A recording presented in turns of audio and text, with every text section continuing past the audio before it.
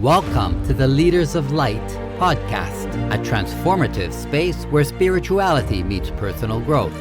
Each episode is designed to inspire, uplift, and empower you on a journey to inner peace and self-discovery.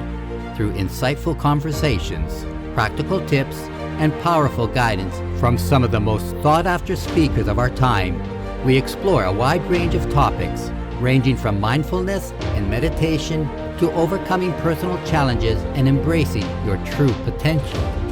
Whether you're seeking clarity, healing, or motivation, the Leaders of Light podcast is here to support you as you unlock the limitless power within.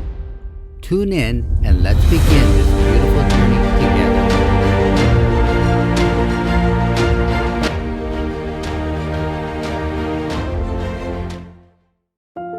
Judith Stevens has been a student of Edgar Cayce's work for over 50 years. Along the way, as an A.R.E. staff member for more than 25 years, she created A.R.E.'s Over the Wall prison program and managed the worldwide study group program her twin loves.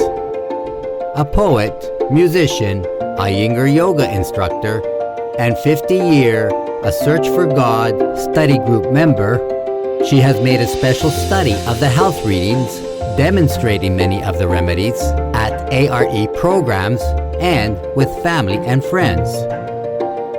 A special study of the 130 readings given to the first group have yielded programs based on each chapter of A Search for God, Mr. Cayce's seminal transformative course using universal laws. Judith currently serves as A.R.E.'s National Field Volunteers Coordinator, soon to add internationally, where she counts it an honor to work with those A.R.E. members she considers the arms and legs and faces and hearts of the A.R.E., for whom she has deep admiration and respect. She writes regularly for Venture Inward, is a published poet, and won the Helen Keller Foundation Award for writing. Judith credits Mr. Cayce's work for opening the door to the rest of her life and echoes his invitation to come and see. On a personal note, Judith raised her son Sean as a single parent for 14 years using the Cayce principles. She and her husband Jack are in their 11th year of the Little River Summer Poetry Festival they curated in the Blue Ridge Mountains of Virginia.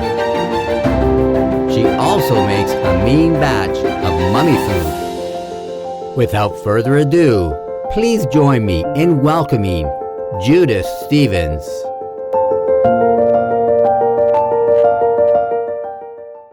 I'm going to start with something that really stands out for you is this 45 years at A.R.E. That's a pretty long time. And, we'll have probably some people that are, young. Hopefully we'll have a lot of young people that attend. And, that's pretty impressive, especially to maybe a 20-year-old. That's like double their life, like, wow, like, you'll say you would have a 20-year-old thinking like I've had a full life, because I remember when I'm 20, I'm thinking I'm 20. It's like I lived like so long, and you've been in A.R.E. for 45 years. And I think more than that, Tony. I know I came in 1968, so I went to work, in October the 2nd, 1968, and I didn't even really know what the A.R.E. was. I needed a job, and a friend had told me there was an opening at the A.R.E., so I came up and applied. And Everett Irian, who was a wonderful dream interpreter, everyone came here and talked to him about their dreams. He wrote books on the revelation, on vibrations. He was a real student of the readings. Anyway, he interviewed me, and for my typing test, I got to type up a reading. And it was incredible. You know how the readings are. One sentence can go for a whole paragraph, half a page. So I'm typing away.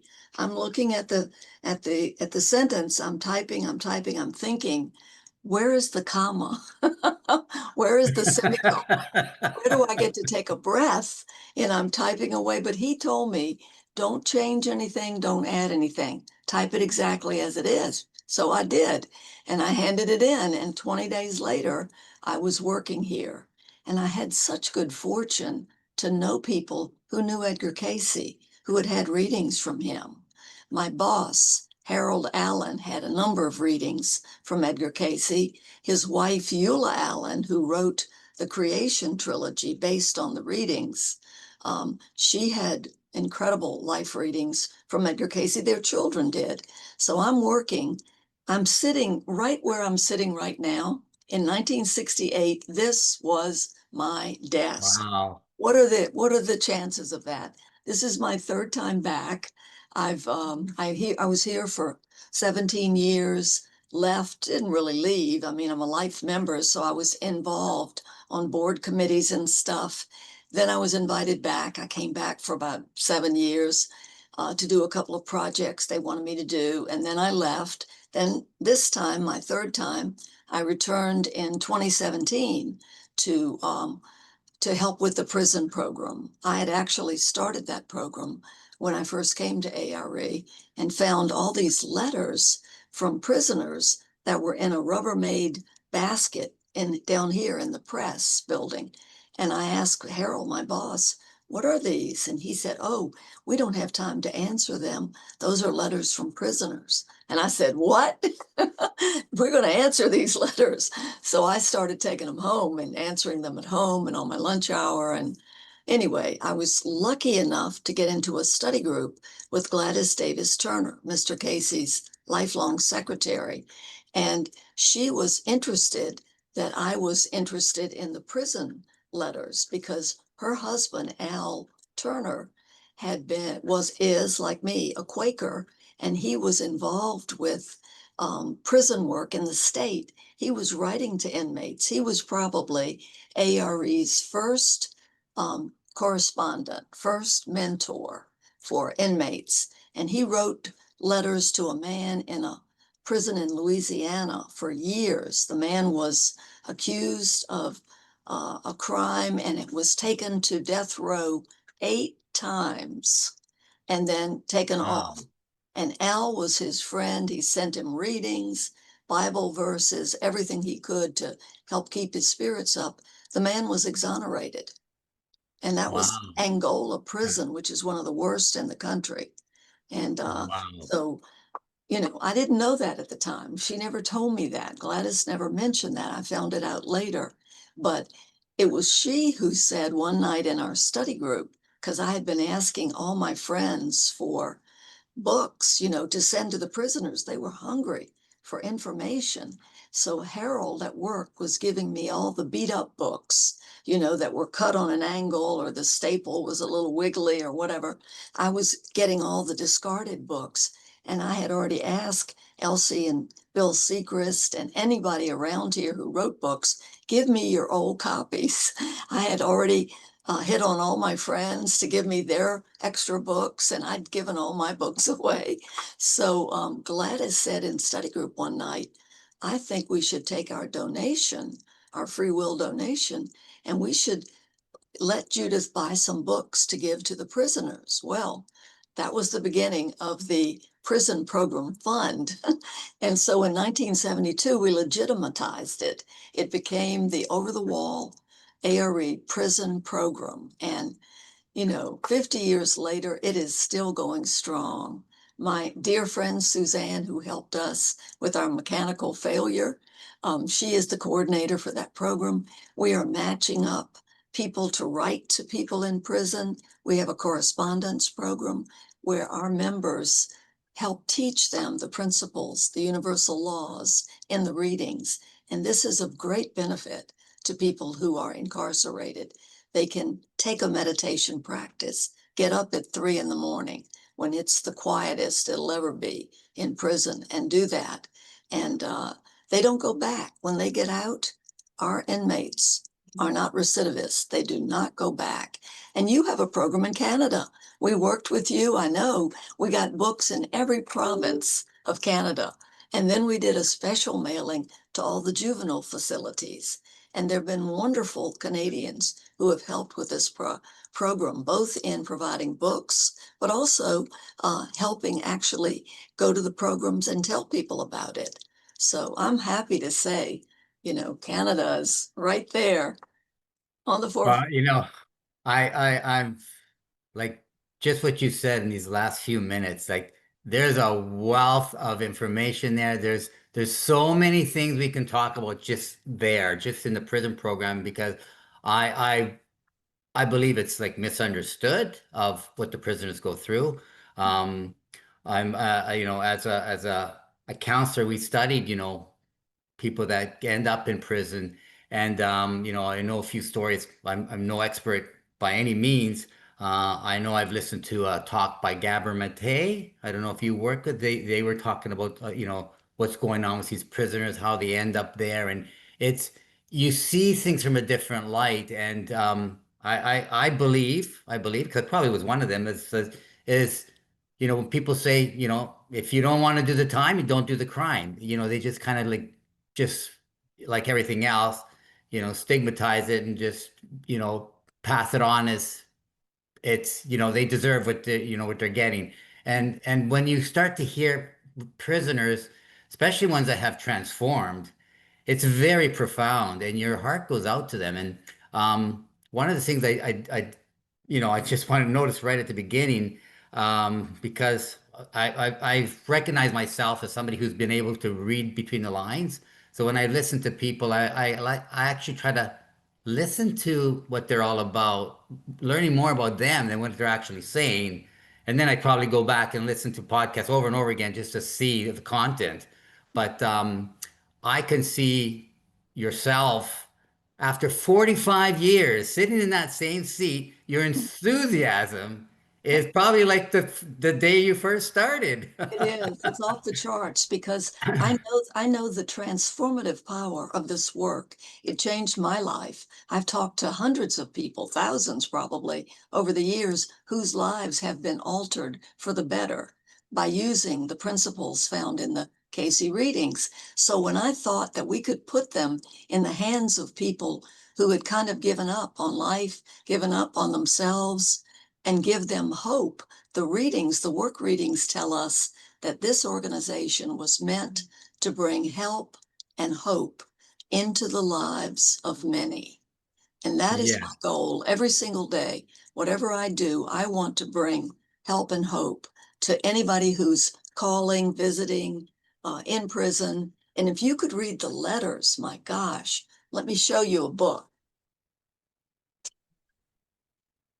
Yeah, I can only imagine if you're getting your book, I'd like to say I can only imagine some of the letters that you get just from my own experience of hearing some of the stories. And you're taught when you're actually getting a letter from a person to person, I can only imagine the impact that has on you and on anybody who would actually read one of those letters. The person becomes real. They don't become some statistic, you Right, know. exactly. And this is a book that was put together, and it has letters from inmates.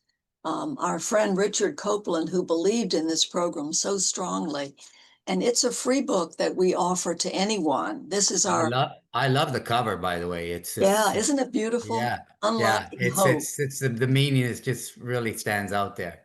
Yes, and then we have a brochure that we give to and send to people who want to know, how can I help the prison program? Well, we say, we want you to pray for this program, please, for the inmates, for the people who work in the prisons. Everybody needs prayer. And then we ask them to consider becoming a correspondent, become a mentor to someone in prison. And then some of them help recycle their books. People can send us their Cayce books and similar books, and we can get them into prison. Most prisons will not accept books from an individual. They have to come from a publishing house, which the A.R.E. Press is. So that has been our entry into prison. That's how we've gotten in. We work with chaplains, with counselors, with anyone, wardens occasionally. They're usually too busy, but they palm us off to somebody else. But we don't care who it is as long as the person is open to receiving the material. And then we send it totally free we pay for the postage and we pay for the cost of the books, and it's worth it. It's so worth it when you Now, read. is this particular prisons you work with? Because I know, and I think I heard it on one of your talks about how prisons, so a lot of prisons out there are like a business now.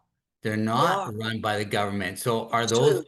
They're businesses businesses. open to this work as well? Are they looking No, to help no, people, no, or they're we're finding that they have a lot more rules and shutdowns for us. The private prisons, they're in it to make money. So they don't care about the kind of food they give the prisoners or the lack of medical care. They actually have shareholders. So they need to get dividends to give their shareholders. They are not in the right business. So, in my opinion, this is my opinion, of course, Yeah, but, I have to agree with you in my opinion as well. yeah. So anyway, I thought when I came to the A.R.E. and I saw that need and I met it as best I could, and then was joined by an incredible number of people who felt as you do and I do, Tony, that we needed to help this group of people who were, in a sense, trapped where they were. They couldn't get out, but they could read, they could study, they could transform if they had a mind to. And so we found that by uh, giving them books and writing letters, encouraging them, helping them, sometimes being the only positive influence in their life. If you Yeah, hear some of their stories, it's amazing that they've even, come to this point in their life that they weren't killed earlier. Um, it's been that yeah. much, but I see these people, they're lost. yeah. These are people that are lost. I'm going to give you a story that I've heard from Gabor Mate, the gentleman I mentioned. He's a doctor and he's done a lot of trauma work and he's an excellent speaker, international speaker. Um, and he said a story about this gentleman. He was an officer and he used to pursue pedophiles. He used to get really go after them. And he's like, you know, uh, how when he had his they were doing some kind of celebration while he was retiring. He says, I'm just so sad that I can't, I have to retire and I can't, get all those other people out there that need to be, whatever, punished. And what Gabor Mate made this point is what he doesn't realize is those those people that he's trying to capture and clean up the system, those are those are the abused children from the pedophiles. So those are the abused children that have grown up who become like Abuse. their abuser, Yes. right? Yes. And if you see that, you go, "Oh my God, haven't they had the abuse? Now they've grown up, and now because of what they've gone through, they become this kind of individual, Mm. and now we want to give them we want to condemn them and throw them in jail and give them the rest of the the Mm. abuse, Mm. and if you can follow a person's story of from like I've said, I've heard many stories where really people they admitting that they're very aggressive. They say, I was brutal, like I punished people, I hurt them really bad. But when you hear the story, the childhood they've gone through, it's unbelievable. I'm sure you already know stories, but like people, everyday people who don't even look at this work will can't even imagine something that happening to them or to Yeah. another their neighbor's child next door going through that Yeah. because it's right next to you. It's in your neighborhood, you Right. know. So like this is a huge topic, and we could spend all Yeah. day talking about this Right. And alone. we So do want to move on to other topics. It's hard for me to get off this one because it's so dear to my heart. But of course, so is the study group program. So are so many facets of the A.R.E. work. And I'm really looking forward to coming back to Canada. The last time I was there, I was in person and we were downtown in some big hotel in Toronto, as I recall. And I don't remember what the theme of the program was, but it was wonderful. And there were so many good people. I learned how to say the Canadian A. when I was up there, which I have adopted and love. There's so many sweet little expressions. And one of my dear friends is up there now, and she just celebrated your Canadian Thanksgiving with 8 friends. And has been teaching us Canadian stuff when she's down here with us. So I'm happy to Yeah. be back You to know, when Canada. you're that typical kind of person, you attract those kind of person. Doesn't matter where you go. So Yeah, there you go. You know, there's good and bad apples everywhere you go. But as we were saying before, these bad apples are basically lost souls. they They're are. lost souls. Right. And we turn Children our of back God on looking for the lost souls, light. you Yeah, know. It's not to say that, well, there are these other people that need help. Yeah, they need help too. There's a yeah, lot of people that need help. So, right. I mean, you don't pick and choose, but what falls in your lap? And another point I wanted to make, what are the chances of you coming to this, A.R.E., finding, your compassion for these prisoners and then meeting somebody else in the organization who's actually on the same page that wants to support you and like what are the chances of that? So Well, I think it was waiting for me, Tony. You know how we all have things that we have to do. We just don't know it. I showed yeah. up to work and I learned a whole new way of life. I was reading every book I could get my hands on. I'd go to the library at lunchtime and just put my hands on the original readings and trail down the shelf and pull out a book and just open it. And always, invariably, it would be what I needed that day, that moment. Who can explain those things? There is so much. Who was it? I think I've got it here on my desk. The unseen things are more. That was said by C.W. Ledbetter, and Leadbeater, and he was ahead of his time in terms of bringing this sort of information to the world, just as Edgar Cayce was. What a gift. I can't help feeling that I've been in this work before. Why would I have the response I do to the readings? I know them, but I know them within my soul or something. I've worked with Yes. this material before, and I think I just returned to continue helping it. And I'm going to do everything in my power to help the prison program, the study group program, any and every program, national outreach, which is where I'm working now with all the volunteers across America and soon to be across Canada and internationally. So, Yes, Judith, we need more individuals like yourself with that mm, enthusiasm, and I'm sure they're out there, um, uh, you know, really expanding this working, and it really comes down to educating people. And I think that's with any problems, like in this our mental health crisis that we're experiencing, where we're mhm, putting more effort and funds into it, and it's getting worse.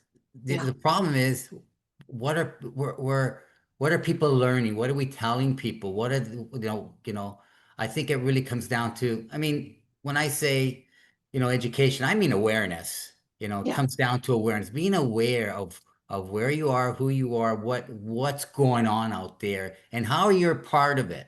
Because mhm, we are, I believe strongly that we're part of the whole, and whatever we do, our part, whether we do something or decide not to do something, that's also, our decision, and we're part of exactly. that, of what's You going know, on.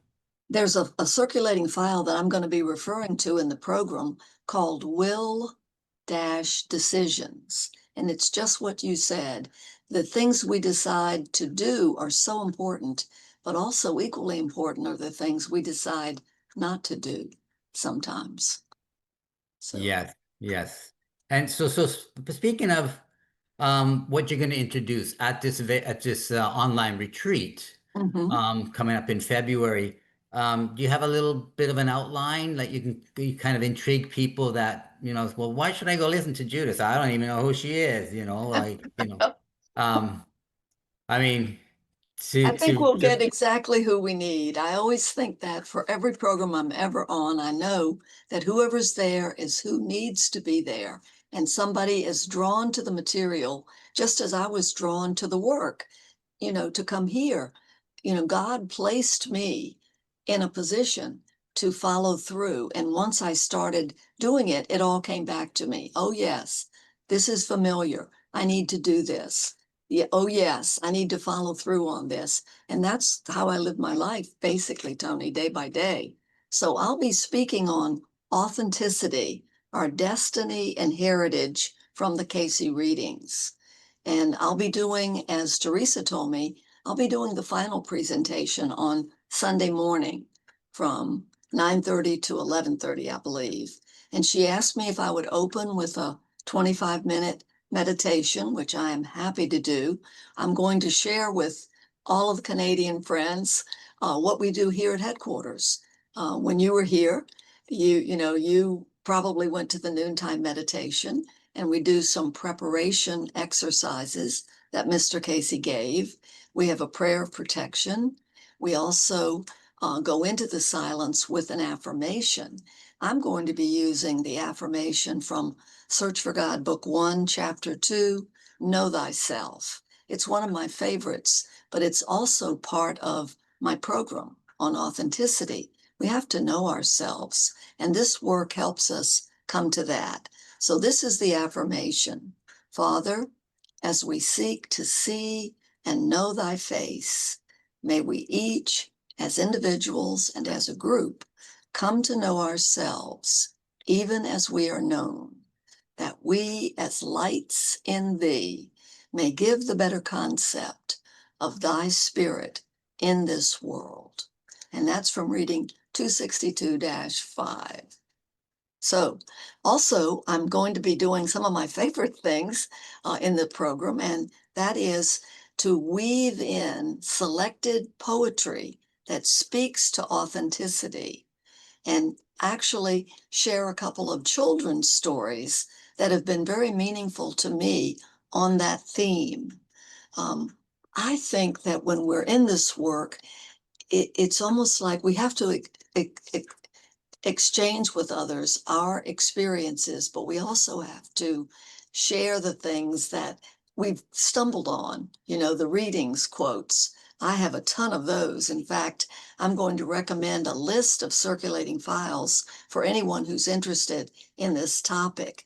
And those circulating files are verbatim extracts from the Cayce readings on specific topics. There are hundreds of them on medical topics and on non-medical. And any A.R.E member can download most of them. They're mostly all online, or you can get them from the library by just contacting our library manager, Laura Hoff.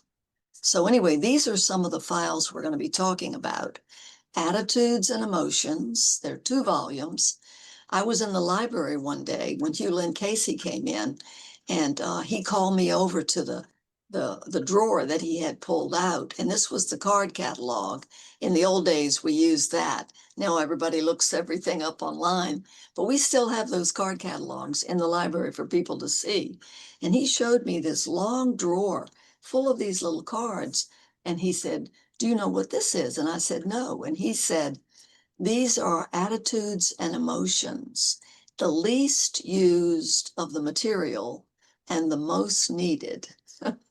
So I paid attention after that, and I actually have the hardback copies. Well said. I would say that's very well said. Yes, and so I began to read and study some of those. And of course, it talks about how to deal with anger, how to deal with disappointment, how to deal with the what we call negative emotions that some of us just kind of drop into without getting our mind really thinking about what we're doing.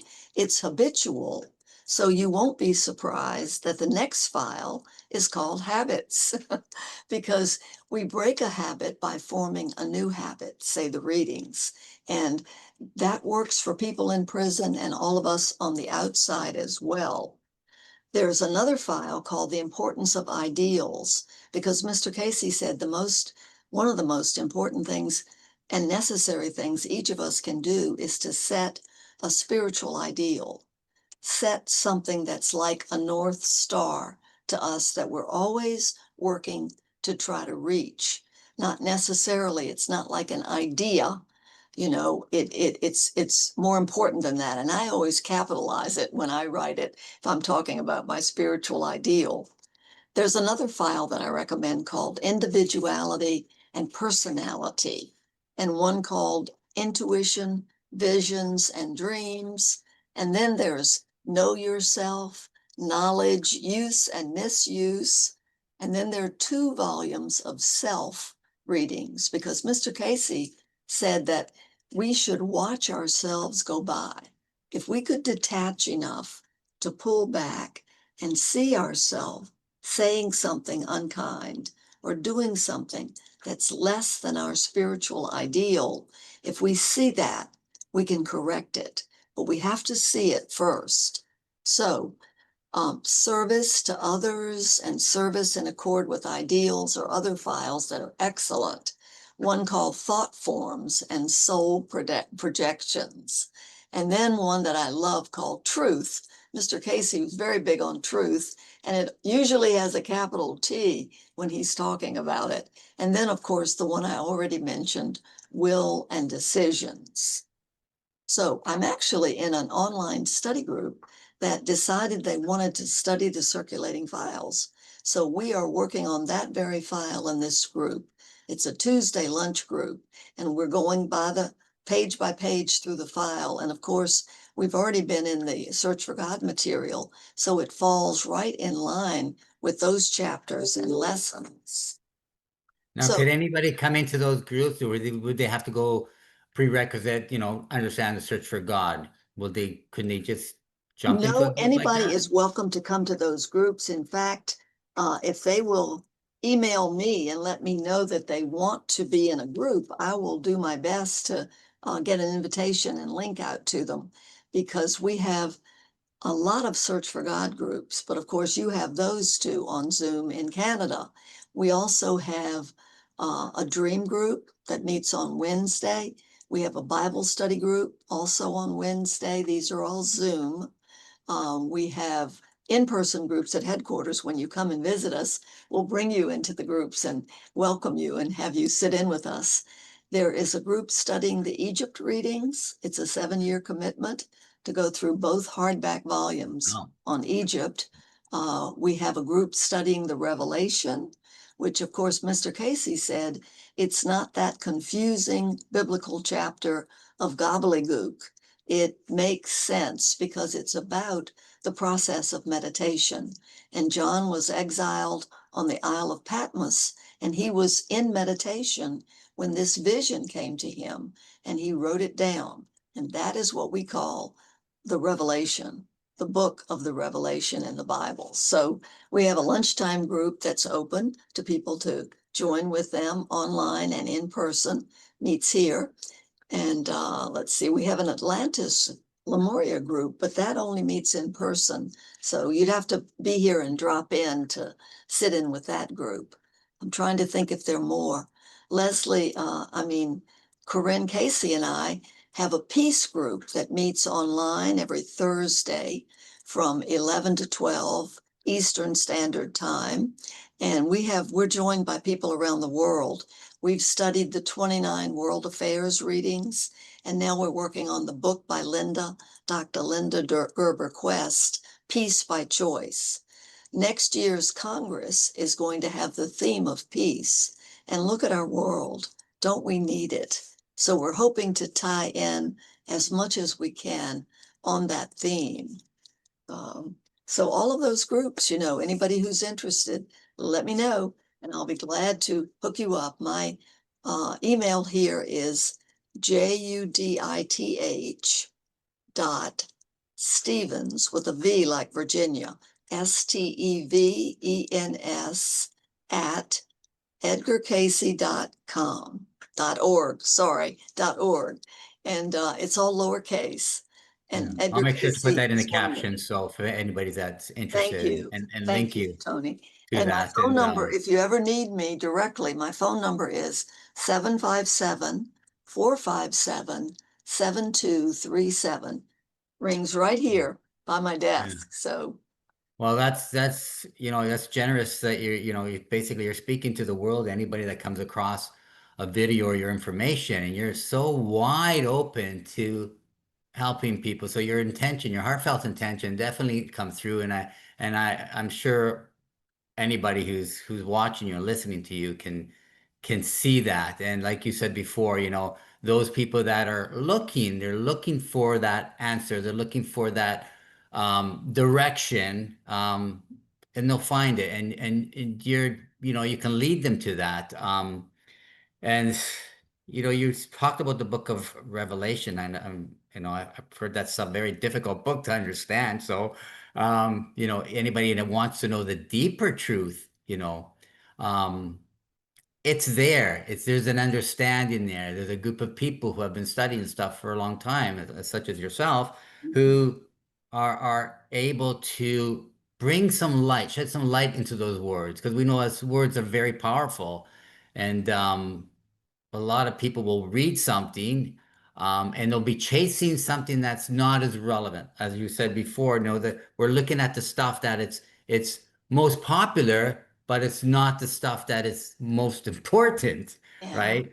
And that seems to be the case in society, right? We Well, always Tony, go I for was so that. lucky when I got here.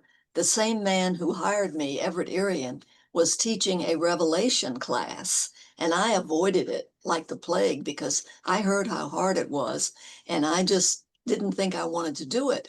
And one day, my best friend, Olive Landers, uh, volunteered me to go to the class. She said, I want you to go to Everett's Revelation class. You will learn how to think. Those were her words. And she was so right. I went and I tried to hide on the back row. Don't you know, he picked me out and put me on the front row. And then every week he would ask me questions, ask me questions. And he told us that we were supposed to have our own revelation in that class. We were going to, that was the point of it. He was going to tell us, explain some of the symbols and things like that. But each of us was to have our own revelation. We had homework assignments, just like the study group.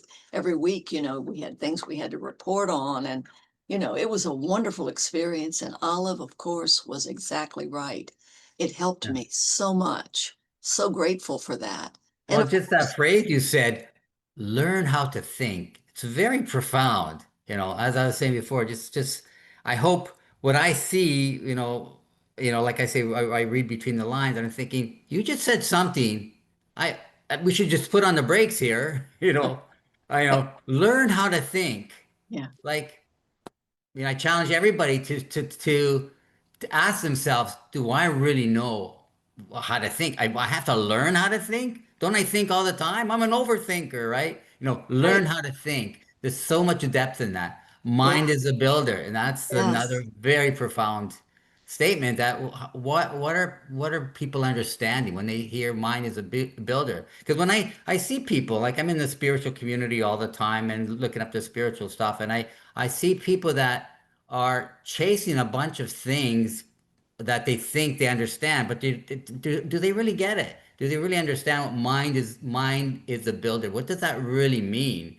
You know, and it's more than just, well, yeah, my thoughts are producing my reality. It's more than that, but learning how to think, you know, that thing stands out to me so much. So, this just, I don't know, what do you think about that? Well, Like, I think that we're products of our upbringing largely and our heritage, and so we think like the people who brought us up, and that meant for me there was a lot of negative thinking around, and that always rankled with me somehow. When I was a child, I didn't spend a lot of time with my family. I spent time in the woods, on my bike, and in the library. Those were places that spoke to me. They were peaceful. They had an energy, a vibration. I didn't even understand those words then, but I do now. My soul was speaking to me and it was taking me where I needed to be fed in the way I needed to be fed. So when I say learning to think, I had an aunt who was so negative that it was hard to be around her sometimes. You felt as if it was acid battery dripping on you, you know, you just felt like you had to get away. And I would put as much distance as I could, but I loved her because we were family and I did admire her work ethic and many things about her. And don't you know that near the end of her life, she had a thyroid failure and a stroke at the same time. And I was called to drive 100 miles to Petersburg, my old hometown. And I went to the hospital. My uncle was with my brother, and she was in a room. And I said, "Can I go in?" And they said, "Yes." And my uncle was so distraught. And I remember going in that room, and she was hooked up to all sorts of things. And I climbed up on her bed. No one was around. I climbed on her bed, and because she was deaf, I shouted in her ear, "Aunt Frances, come back. You can't leave yet. Uncle Warren doesn't know what to do." And just as I finished saying that, a nurse walked kind of behind everything and looked me in the eye and said, "That's exactly what she needed to hear." And you know, all those things she was hooked up to started rattling and shaking and whatever. I knew she heard me, and she recovered. And the odd thing was that when she recovered, the negativity was gone, as if it had been erased from her. And no one in the family knew what to do with this nice person who was so sweet and loving and kind. We were so used to another kind of behavior. You know, she had taught us something really important with that change. That was a physiological change, but also it was so wonderful. And I think that we can change these negative ways of being and thinking that are rooted in us from other times and other places, perhaps other lifetimes even.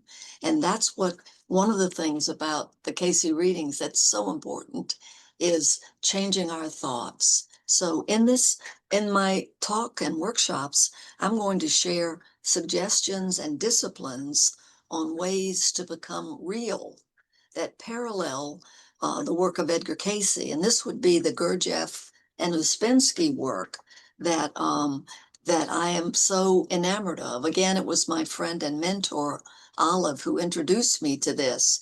But Hughlin Cayce was a great proponent of the Gurdjieff-Uspensky work. In fact, Uspensky was mentioned in the Cayce readings. I was stunned to hear that. I found out that the first study group studied his book, a very difficult book called Tertium Organum, if I'm saying that correctly. But his first book was called In Search of the Miraculous. He was on a search, just as I was in my life, to find what was truth, what was real for me. And he found the teacher, the spiritual mystic, composer, dance creator, George Gurdjieff, who is a Armenian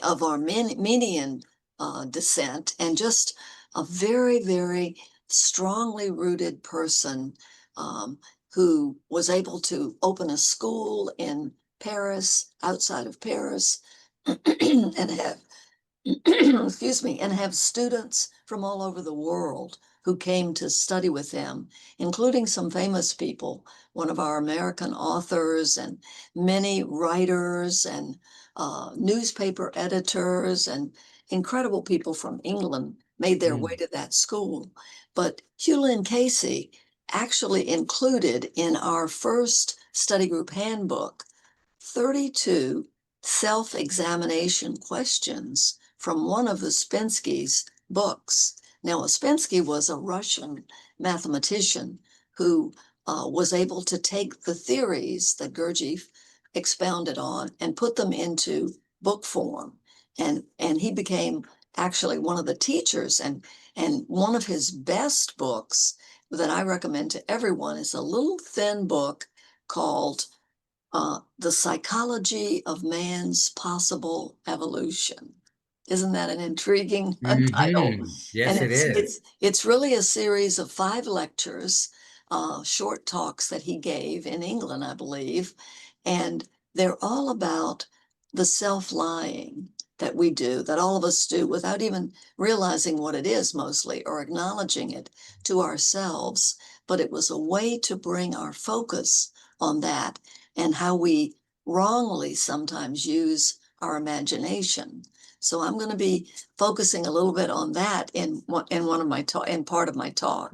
That's there's a lot of interesting a lot of interesting topics coming up Oh from what I'm yeah. hearing.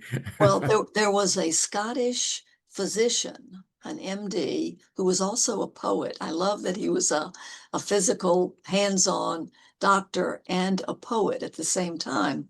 His name was Maurice Nicole, and he wrote the seminal work about Gurdjieff and Uspensky. We have it in our library, hardback, 5 volumes, the psychological commentaries on the work of Gurdjieff and Uspensky, and they are superb. They're broken down into 1 or 2 pages for each thing because you need the time to think and let it sink in what you're getting.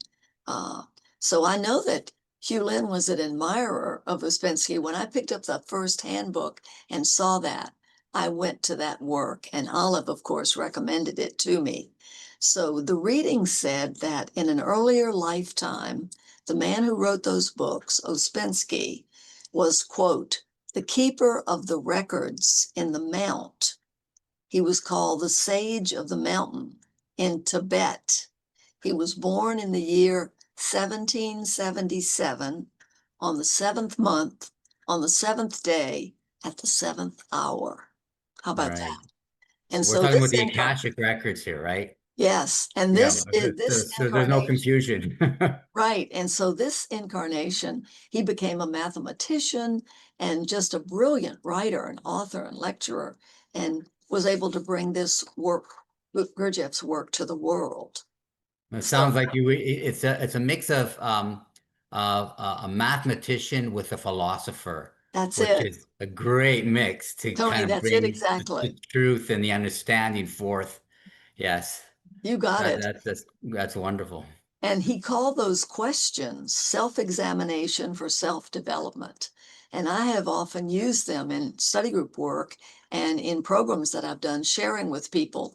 I think they're so important. So I'm going to work those into my presentation so that we can think about some of them and answer them honestly to ourselves.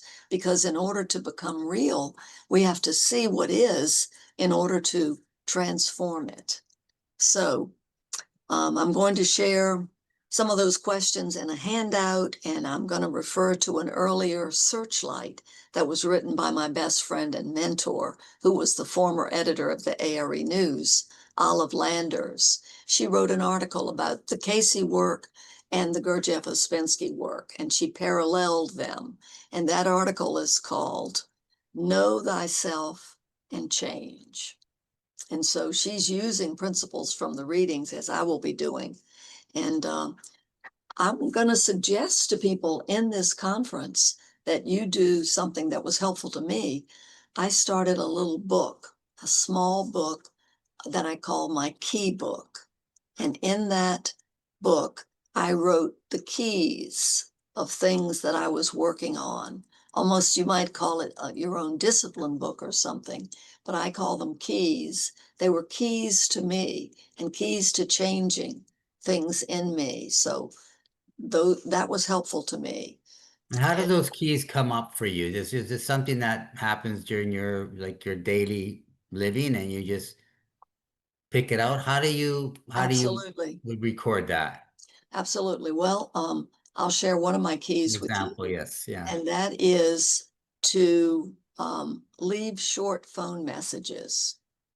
That might sound like nothing big deal, but I have a tendency to go on, and I want people to understand and be very clear about Yeah, what I'm no, doing. But I need to I'm just say, guilty of I need to that. say, call me back, you know? So I'm constantly trying to monitor myself and do less of that than I have been doing.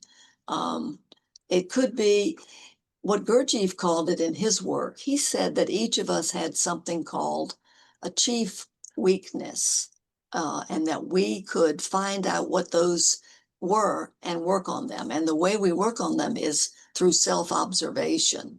And of course, you know, the readings are very big on that.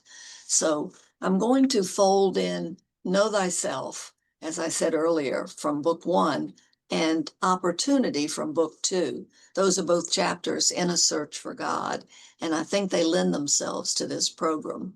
And we'll also do some experiential things.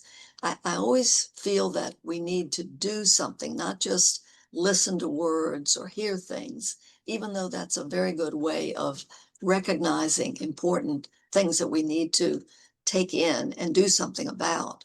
So I'm going to have a couple of experiential exercises that we will do together. And Yeah, that's great. I feel that's really important because, you know, you can talk and it builds excitement and it builds hope and everything. But if you don't follow up on what you've just talked about, all you're going to do is anticipate your next meeting to when you're going to be hopeful again. yeah, But, you know, you can't be hopeful all the time because yeah, you're not getting anywhere really. You right, know, it's just keeping you, almost like a spiritual survival. I'll call it a spiritual survival where you're surviving spiritually, but you want to do more in life. You want to do more than survive. You want to live. You want to experience. You want to, embrace your passions. You want to, more than anything, create, do, work from the essence of where you come from, which right. we come from the creator. You want to create, and that's where we get our most, drive and Well, willingness to live. I certainly feel that from you, Tony. I think that you're a very creative person, even just putting this together and sharing this information, and the way you and Sheila have both just jumped right in to help the team. And I know Nancy Thomas cannot stop singing your Oh, praises. Nancy, she's a sweetheart. She's wonderful. I've known her for 50 years and loved her, every one of them. She plays hardball, but she's a no BS kind of a person, Yeah, and I love that about her, she cuts straight to the Yeah, chase. exactly. Straight to the chase. I'm not one to be able to do that. And I love that trait. That's like probably like one of my shadow traits, to come out and, cut through, just cut through all that and, just be yourself basically. And, talking about know yourself is really about being yourself. And I really believe that most people, and you're going to talk about authenticity because this is great because that's a key word for me as well, is being yourself, being who you are and not portraying this person that everybody else expects you to be or that everybody else built. And Hmm. you're like from the past where you're saying about, listening to all these negative talks that you had from the past and you're like Right, bringing them, they created you, they've built you. And if you want to be that image of who somebody else builds or you want to be an image of who you want to right. build, that's Well, empowerment. don't you think we have to sort of deconstruct what we have built, falsely because we didn't know any Yes. better? We tried Yes. to please everyone. We tried to do what they wanted us to do. But inside us, there was a creative person struggling to be defined. So what we're doing is, as I see it, some people have likened it to unpeeling an onion, removing the layers, or Yes. me, removing the blocks, because underneath and behind all that is the real essence. And that's what the readings say. It's like here, it's protected, but layers and layers and layers of personality have formed over it and have, smothered it in effect. So we're peeling off the personality traits that really don't serve us. Yeah. And Oh, you can't be thyself. I mean, you can't be yourself if you don't know thyself. So like you have to know who you're dealing with, as yourself, like as an individual. Who am I? yeah, Because if you don't know who you are, you don't know where to start. You're just right. gonna add to the mix. Right. So the core or the essence of us is God, and it's there, protected and safe. But we've occluded it. We've smothered it with all this other stuff. So as we peel back and take off the layers, then the real us, the essence, who we really are, the authenticity of us can shine out, and it will. And sometimes it takes us a lifetime to do it, Tony, to get Or to or that several point. lifetimes. I think several because I don't think I'm gonna complete my my task in this lifetime. I'm always thinking about it. I go, I don't have enough time. Yeah. Yeah. I Yeah. go, and I Well, got to come back. And it's like, oh, just the thought of coming back to all the other crap that you have to deal with in life. I yes. really believe that as a divine aspect of our creator, of God, source, whatever you want to call it, you know, we've come to experience ourselves. God has come to experience itself through this dimension, like we call, this third or whatever Right. dimension we're in now, like pretty well the third dimension on Earth, right? This dense dimension, let's call it, right? And then what has happened that the experience has built all these layers of stuff that we've go, well, wait a minute, this is not what we want. Now we're going the other way. We're peeling back, and we're trying to go back to the essence. We're trying to return to who we really are. And we can't do that unless we really know ourselves. And I think, the what I get from all the readings, and I'm not an expert in the readings, like I'm just scratching the surface, to be honest with you right now. Like, but I do understand the importance of them, and why they should be studied is because the bottom line, what Edgar Cayce, the message was, know thyself. This is what you guys need. You have to know yourself. Once you know yourself, then you can begin to do the work. And it doesn't happen like, well, I'm gonna learn to know myself for 20 years and then I'm gonna spend the rest, another 20 years like doing the work. No, it's like you're doing it. You know yourself, like that little bit of knowledge, like you say, your little book that you write the insight. Oh, like I'm talking too much on like on the phone, or I'm getting like very excited, which by the way, I can definitely relate to that because it's the passion that comes through you, and you kind of overdo it, right? And you go, okay, no, I gotta back up from that, right? So that little insight of knowledge, and that you write down. Okay, now I just discovered a part of knowing myself. So I just discovered this little part, and I'm gonna work on that little part, right? So you're not gonna know yourself all at once. Like people think, I'm going to get this enlightened moment and everything's going to be great after that. No, enlightenment happens daily in little steps, right? Some people get a big shot dose of it, like near-death experience, for example, which I used to say, well, these people get this near-death experience and now they're so enlightened and they know all this stuff. And then I'm thinking, wait a minute, do I want a near-death experience? I don't know if I want to go through a major car accident and, be lying in a coma for several months. Doesn't appeal to me, right?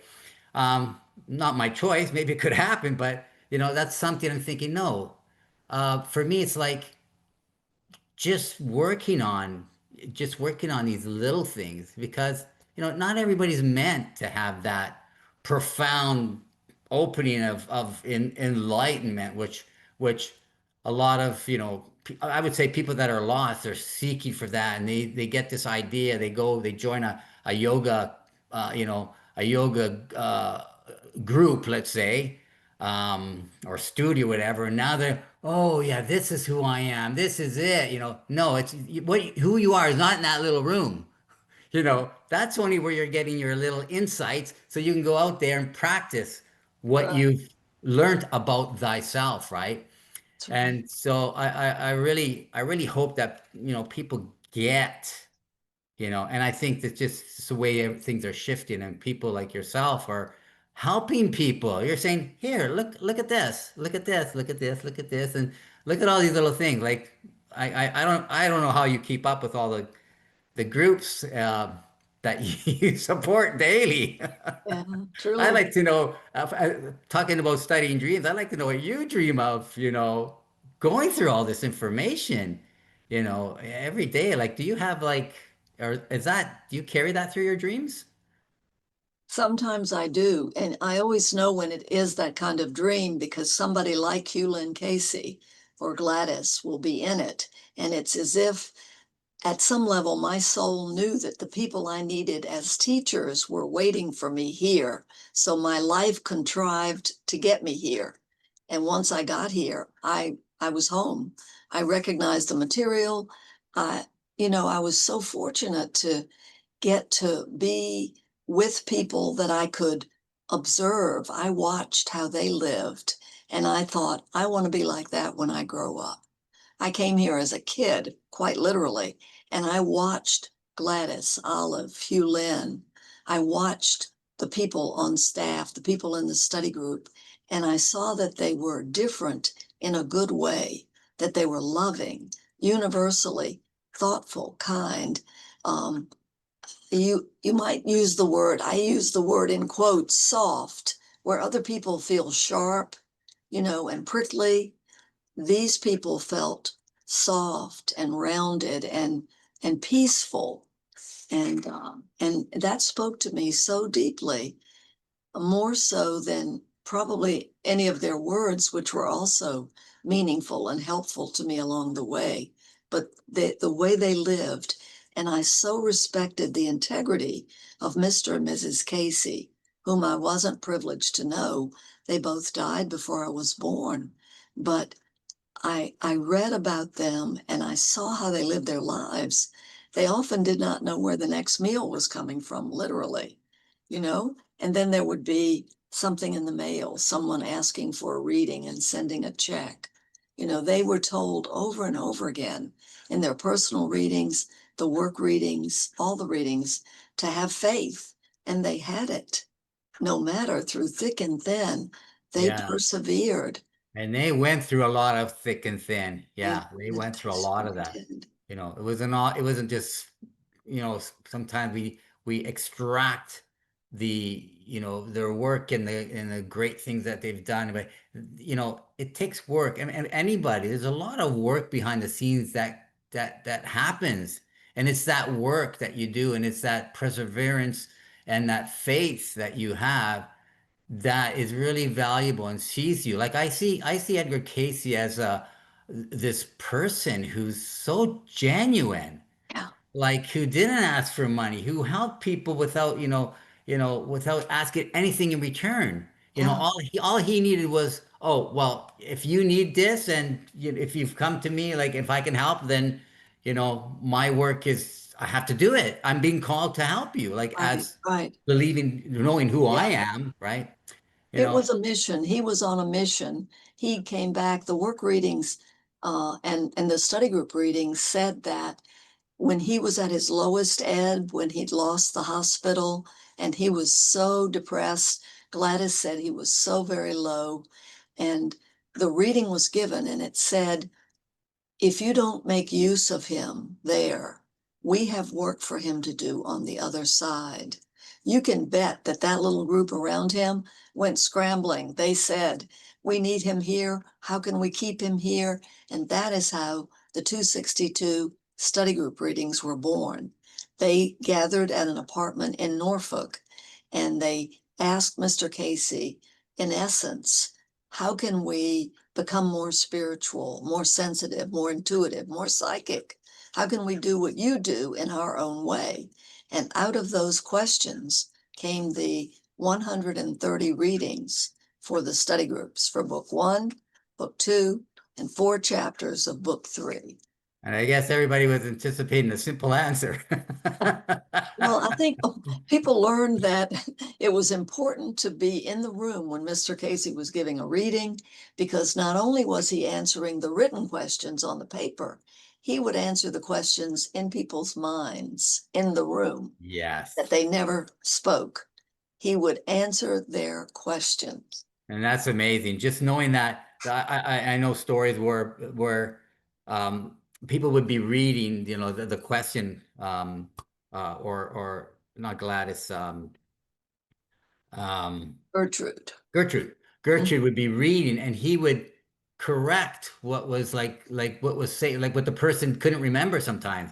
Oh, you had this dream? Oh, well, you forgot this part. Oh, yeah, that's right. I did forget. He didn't even have to even look at anything. It's Right. so his Gladys gift and loved. what he was called to do is just like no other person. I know No, that he even himself says, I'm not special. He kept saying, I'm not special, right? But, right. Well, he didn't just want being people to focus. chosen. He didn't want people to focus on him. He wanted people to focus on the material, the work. Yes. That was what had validity. He Yeah. wanted that focus there. And I remember Gladys used to love to tell the story about how she was taking dictation one day and she was thinking in her mind, do I put a period or a comma or a semicolon? And from over there on the couch, he said, put a comma. He answered her unspoken question. And another Yeah. time they were giving a reading and she happened to look out the window and she saw her nephew, TJ Davis, wandering toward the water, and so she was on alert. She was taking dictation, but she was also keeping an eye on the little boy. And Mr. Cayce from the couch said, go and get the boy. So she went and got him away from the water and came back and they finished the reading. So those were the kinds of things. He was so prescient and so present. He felt everything. He he almost knew everything, the source, you would say, but he was so kind and loving. And those two things work Yeah. together beautifully. What a privilege to have that experience, and for a blessing to know a person who had that experience that you very well know and worked with. Yeah, It's just to hear it, um to be able to hear it from people who actually experienced it. yeah, It makes it so I don't know what the words are. Like we were saying before, it makes you feel at home yeah, with what you're receiving. It's like such peace to be around people like that, and it's just like it. It's incredible because I've had that experience where you just somebody is saying what they're saying is true because you yourself have experienced at some point, whether in this life or many lives before, you've experienced it and you feel like home as you express, it just you felt at home. And that's a feeling. Well, if somebody said, well, how would I know I'm going to experience that feeling? You just know. You're going to know when the time comes that you feel at home with something, you feel that something's true. Trust that, and never mind what all everybody else is, no, that can't be possible. This and that. You're listening to people who, first of all, a lot of people are not looking for with that work. They're not looking for that insight. They're perfectly happy in their comfort zone, right? And then there are also people who are have their own experience and beliefs. So trust, I would say trust when you feel that sense of being at home, because that's really important. well, Um, so many people come here, hundreds, thousands have come over the years, and so almost every one of them will say it's like coming home. And I know that's how I felt when I came here. And I believe when I met Harmon Bro, when he told us we're all looking for our tribe, that's what he said. So I think when I got here and I found the readings and I found the people who were so good and kind and living the readings, I was home. That was home for me. So I'm going to well, share I tell that. you, if you can sit in a chair for 45 years and have that same enthusiasm, you know, that's a true place of home. That's like feeling like you have people, and this is really sad. I'm going to say that, but it's really sad that people go to work, and I think a good majority of them go to work saying, "Oh God, I have to go to work again. I got to go Yeah, sit in that office, yeah, and maybe worked at that job two years or whatever it is. yeah, Sometimes it's not even that long. It's like they dread going to work. That is prison. That's a prison to me. If you yeah, can have this freedom, I mean, it's not only prison, it's a shame that you have all this freedom to think, to build, to create, you know, and you stay in the prison of your mind, yeah, right? yeah, And you force yourself to do things you don't want to do, right? yeah, I'm not telling everybody to go quit their job. I'm saying there's a pathway out of it, and you have to choose that pathway. And right. I'm looking forward to hearing what, a lot of things you're going to say because, you know, from what I gather, you're going to be talking about that, about the choice and what you can make and the directions you can take and the things you can do to get out of that. You don't have to be stuck, you know. Um, if you feel stuck, Okay, that's a starting point. That's an awareness. I feel stuck, but you don't have to be stuck. There are ways out. You have to look for those. You have to use your senses. You have to use your human senses. And one of them is, you look for a way out, or you hear what are people telling you? What are people telling that you trust? You feel at home with that person. I can't imagine anybody not feeling at home with you, Judith. Just feeling what you have to say and sensing your enthusiasm Oh, and say, Tony, you I know have what? to tell you, I had the best examples. Gladys Davis Turner, she loved this work. She would be happy to talk about it anytime, anywhere, with anyone. And I feel the same way. Olive Landers sat in her apartment upstairs in the hospital building. She lived on the second floor, and people would find their way down the hall, sit down in her chair in front of her desk, tell them their whole life story, and she would help them. She would give them help and hope, just as the reading suggested. So I feel as if I've had the best examples around me. And so you're getting a little bit of, I hope, Gladys and Olive and Hughlin and all of my mentors in this conversation. Well, let me give you a metaphor for that. Okay. That just came to me because I always come up with these things, and you're like a piece of sourdough. Mm, You got a piece of sour. You know how sourdough, how hmm. you get that little piece of it, and The you make it starter. I'm the the starter. starter, yeah, and you give it to somebody else, and they give it to somebody else. So you got it from Gladys. Gladys got it from Casey, and Mr. Casey Casey. got Yeah. it from, well, Casey got it from a divine source. So, Yeah. that's a real starter right there, right? Right. You Right. know, and just passing it on and just keeping it, let the dough grow. Hmm. Yeah. Let's say, Wow. Well, I have to get ready to go to lead the meditation yes. next door. I did make our meeting at least an hour. I think we might have gone Oh, over yes, yes. that. We went over an hour and Oh, good. very grateful for that because we Very had a good. little Is bit there of anything technical else we've difficulty. missed? Anything else you need? There's so much. Okay. Okay. No, we I'll didn't leave miss it. anything. It's just like I said, we were just talking, Yeah. and just allowing to come out what comes out. Yes. There's I'll nothing in trust your particular. I think we've covered whatever we needed to cover. A great good. introduction to your work, Okay. your spirit, and your willingness to help your poor Canadian friends. Oh, my You know, lovely Canadian friends. uh, I'm not sure. I thought there might be even some American participants. I'm Yeah, not there could sure of be. this, but Yeah. coming into this the retreat that's coming up. But Mhm. you know, I'm talking specifically about this retreat, but there's so many other things coming up, and if people want to contact you and find out what's coming up, what they can do, how they can participate, help themselves, and help others, you're the source of that, and Okay. you're the dough of that part. If All anybody wants a right. piece, if anybody wants some dough, go see Judith. Okay, Tony, I'm going to do All my right. best.